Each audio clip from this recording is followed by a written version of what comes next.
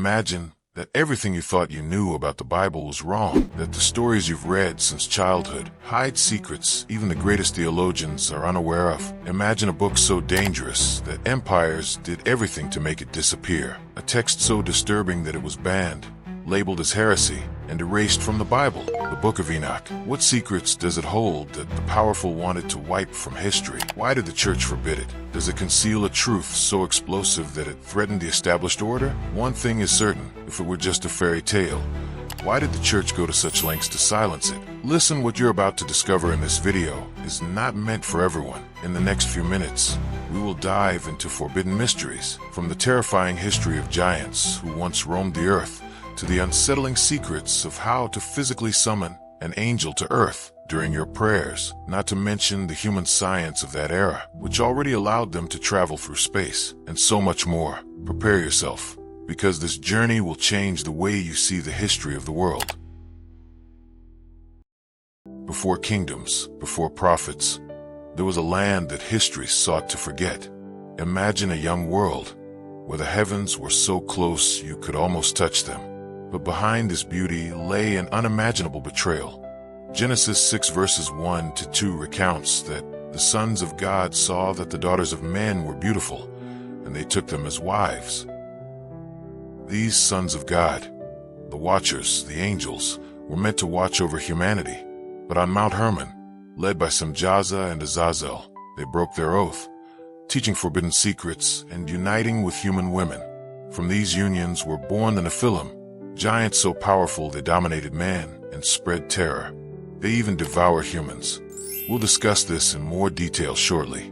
But first, know that Genesis 6 verse 4 speaks of them as the mighty men of old. But the Book of Enoch reveals a far darker side. Tyrants, cannibals, destroyers of cities and innocent lives. The Watchers, meanwhile, taught men to forge weapons, manipulate the stars, practice magic, and alter nature. The world, created in love, sank into corruption. Why does Genesis remain so vague about these giants? And why does Jude 1 verses 14 to 15 quote Enoch prophesying divine judgment if this book was banned? Enoch, seventh from Adam, walked with God.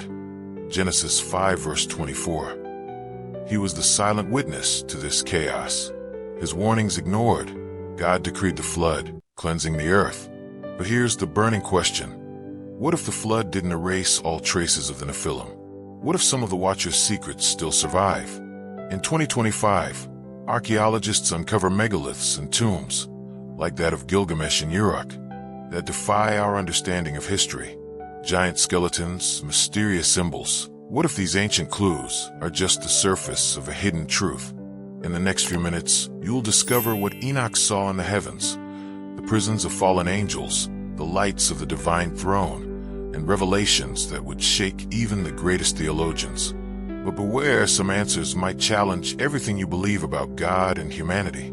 Pay attention, for what follows will reveal visions that shake the cosmos and a secret so powerful that even history tried to erase it. Imagine a simple mortal, Enoch, seventh descendant of Adam, a man whose faith and righteousness elevated him beyond human limits. According to Genesis 5 verse 24, Enoch walked so closely with God that he was taken to the heavens without ever tasting death. This journey, recorded in the mysterious Book of Enoch, surpasses all human imagination, unveiling a cosmos brimming with divine wonders, forbidden secrets, and truths so profound they've been hidden from humanity for millennia. Cited in Jude 1 verses 14 to 15, Enoch's prophecy of divine judgment resounds as a solemn warning. But why were these extraordinary visions excluded from the official sacred texts? What mysteries about the universe and our world do these revelations conceal? Through 10 heavens, Enoch discovers realities that upend our understanding of creation, divine justice, and humanity's destiny. And this is where the shocking revelations begin. Do you think it's a coincidence that you're watching this video? No, nothing is by chance in the life of a true child of God.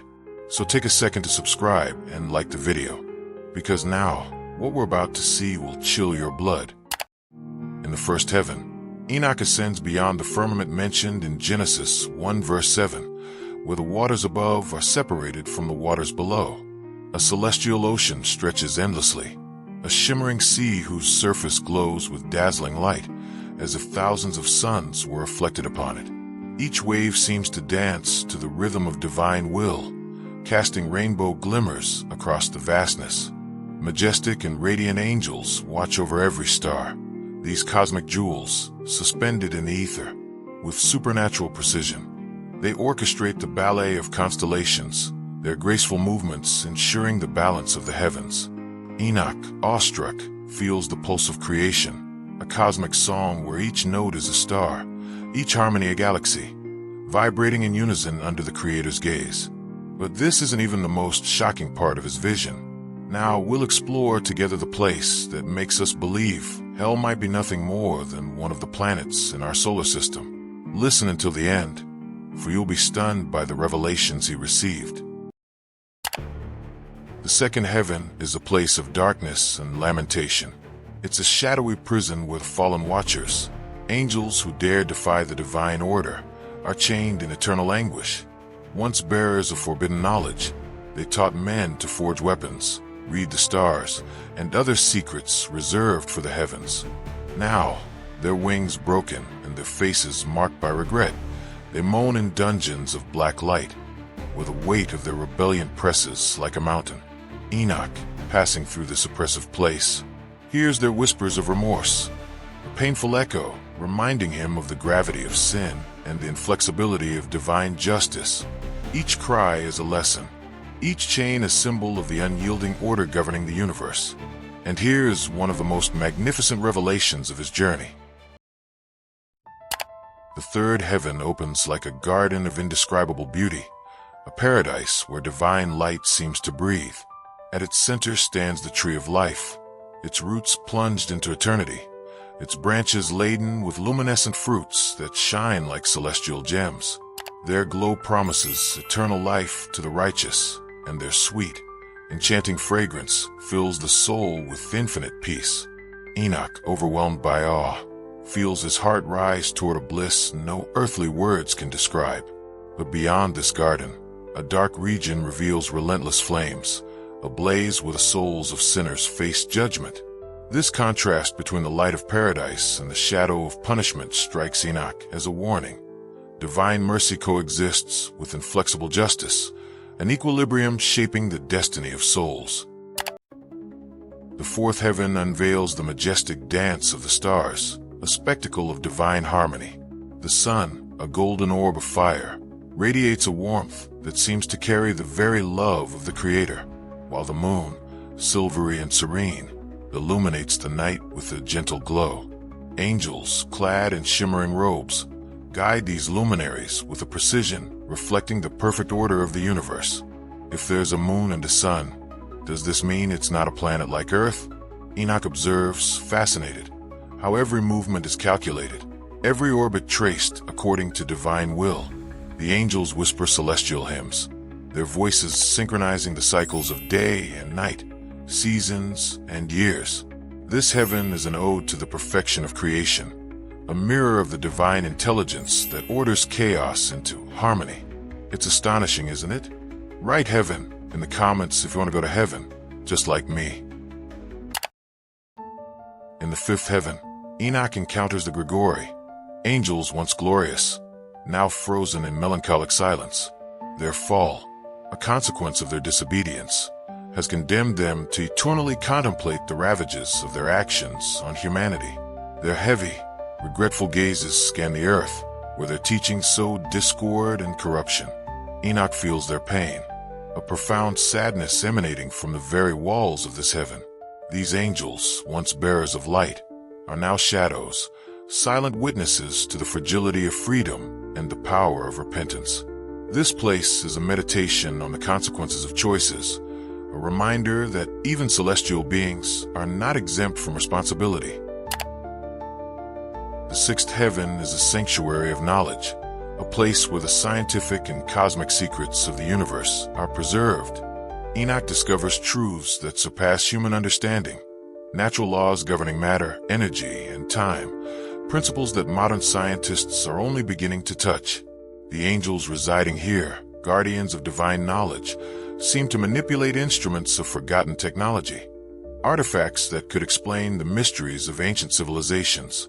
Enoch, dazzled, perceives visions of distant galaxies, cosmic mechanisms, and perhaps even a sacred science linking the spiritual to the material. This heaven invites us to rethink human history, suggesting that lost knowledge might still exist, buried in ruins or forgotten texts. The seventh heaven, bathed in a divine light, so intense it seems to dissolve all shadows, is the threshold of the divine presence. Here, Enoch is enveloped by a radiance transcending human perception, a brilliance revealing the ultimate mysteries of creation.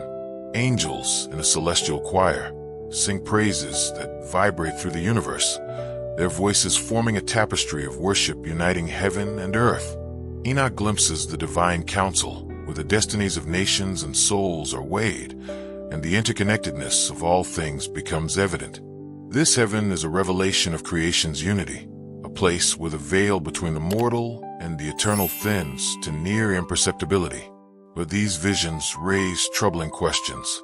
Why does Genesis 1 verse 7 mention only a firmament, while 10 heavens, each bearing distinct truths, exist in Enoch's accounts?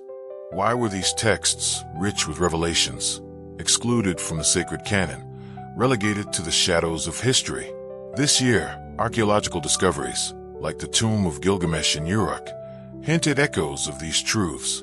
Megaliths etched with enigmatic symbols, tales of giants, and artifacts defying modern explanation suggest that humanity once encountered divine realities. Could Enoch's visions be the key to understanding these mysteries, to connecting our past to cosmic truths? Stay attentive, for what follows could shake everything you believe about our future. The world was young, but already corrupt. The Watchers, guardian angels of humanity, betrayed their divine mission.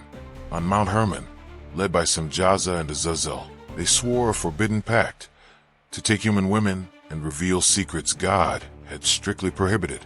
You might wonder, why does Genesis 6 verse 4 speak only of the Nephilim without mentioning this celestial betrayal?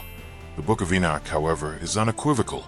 These giants were cannibalistic tyrants, monsters with supernatural powers, sowing chaos and terror across the earth. But what did humans truly know? What secrets were passed down?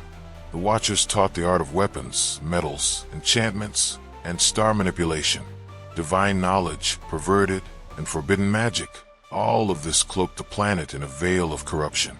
Imagine for a moment, these beings, capable of manipulating matter and the cosmos, condemned by their own arrogance. Yet the Bible says little. Genesis 6 verses 5 to 7 only recalls, "The Lord saw that the wickedness of man was great, and he regretted making man on the earth." Enoch, witness to the chaos, tried to warn the Watchers and their giant offspring. His warnings were ignored, so God intervened. The fallen angels were chained in the abyss, as affirmed in 2 Peter 2 verses 4 to 5. The Nephilim were swept away by the flood. But was this end only temporary? Questions persist today. What if the Nephilim left traces? Advanced technologies? Hybrid bloodlines? Some ancient megaliths and tombs, like that of Gilgamesh in Uruk, cast out, who was Metatron, the supreme angel Enoch became. How was this secret so skillfully hidden? The heavens have spoken, but what remains for us to discover on earth? In the next 5 minutes, we'll plunge into the higher heavens and the mystery of Metatron. We'll see how a mere mortal was transformed into an angel of power, defying all we believe about the divine. Stay attentive, for this is where the real revelations begin. Imagine a simple mortal, Enoch, swept beyond the sky you know, walking in places where light has no limit, where celestial music resonates in infinite space. He was unprepared for what he would see, yet his journey would upend human understanding of God, angels, and even humanity's destiny. In the sixth heaven, Enoch discovers a world of beauty beyond imagination. Thousands of learned angels scrutinize the stars and manipulate constellations like a painter wields colors. Their songs are so pure and powerful, you can almost feel their vibration in your chest, as if the universe itself breathes through them. Every celestial movement is regulated with divine precision, an order modern human science is only beginning to grasp. But Enoch also learns that some secrets are dangerous. In this heaven, he sees repentant watchers, subjected to divine justice, reflecting on their brother's fall and its impact on humanity. He realizes that every angelic action, even the most ancient, left a mark on the earthly world. What if the anomalies we observe today on Earth, certain unexplained phenomena, or ancient technological advancements, were repercussions of these actions? The seventh heaven, the most sacred, brings him before God's throne. There, surrounded by cherubim and seraphim, Enoch is struck by a light so intense it could consume any mortal life. And there an unprecedented event occurs. Enoch, a mere human, is elevated and transformed into Metatron, Prince of the Divine Presence, the highest of angels, bearer of celestial secrets. But why would a mortal be chosen for such an elevation? Why does Hebrews 11 verse 5 honor Enoch without ever mentioning Metatron? What immense knowledge was entrusted to him? And above all, why were these secrets erased from sacred texts? In the ninth heaven, Enoch discovers an infinite library. Every human life is recorded, every action, thought, and choice. These archives demonstrate perfect justice, but also an overwhelming responsibility. Nothing escapes God's eye. And as you imagine this knowledge, ask yourself, what would Metatron do with this power today? What role might he play in our modern world? The 10th heaven is that of the final judgment, where God sits in majesty, weighing each soul and orchestrating the balance between mercy and justice. Enoch, now Metatron, witnesses this perfection, but also the terrifying potential humanity can achieve or lose. The giants and watchers were not just ancient stories, they were living lessons, and their traces might still influence us. Visualize this: a simple mortal-turned celestial being, capable of observing and guiding humanity, with knowledge defying time and space. But here's the haunting question: what if some of these secrets were still accessible today? Megaliths, ancient structures, lost texts, all seem to suggest that certain civilizations knew these truths and hid them. Some modern researchers go further. What if Metatron and the knowledge he holds were linked to unexplained phenomena, specific bloodlines, or even ancient technologies beyond our understanding? What if, in the shadows, certain secret societies still possessed a fragment of this knowledge? At this point, you begin to grasp the scope of the mystery. This isn't just an ancient story, not just a legend. It's a web of lost knowledge, powers, and hidden truths that could upend our perception of God, the universe, and ourselves. Stay attentive, for in the next chapter, we'll connect these mysteries across the world, exploring parallels between cultures, giants, and modern secret societies. And what you'll discover might shake everything you thought you knew about human and divine history. Let's return to that first thought you heard at the beginning. If the truth were harmless, why would they have done everything to bury it? Every revelation, every vision, every giant or fallen angel we've discussed since the start isn't here to entertain, but to provoke, to shake your perception of the world and faith. Imagine for a moment that this ancient knowledge, hidden for so long, is within reach. That every word of the Book of Enoch could transform your understanding of prayer, divine justice, and even yourself. Read Enoch, and your faith will never be the same. Yes, these forbidden pages, these millennial secrets, can upend everything you thought you knew. And now, a personal challenge for you. Would you dare invoke these secrets in your prayers tonight? Reflect deeply. Perhaps even take a moment to write a verse or message in the comments, sharing what this journey has awakened in you. But before you go, remember what you've just seen is only a glimpse. The modern traces of the Nephilim and giants are out there, sometimes hidden in plain sight. And our exploration doesn't stop here. The next video will tackle a troubling question. Are the Nephilim still among us? So, if this dive into forbidden history, into heaven and earth, has awakened something in you, like the video, subscribe, share your theory, and prepare to go further. What if everything changed now? Pray tonight with this one question etched in your mind. What if Enoch was right? Remember, every truth you've just uncovered challenges everything you thought you knew. But an even deeper question awaits. Who created God? If this thought intrigues you, don't leave now. On your left, you'll see the next video appear. Click and continue this journey into the heart of the ultimate mysteries of the universe and faith.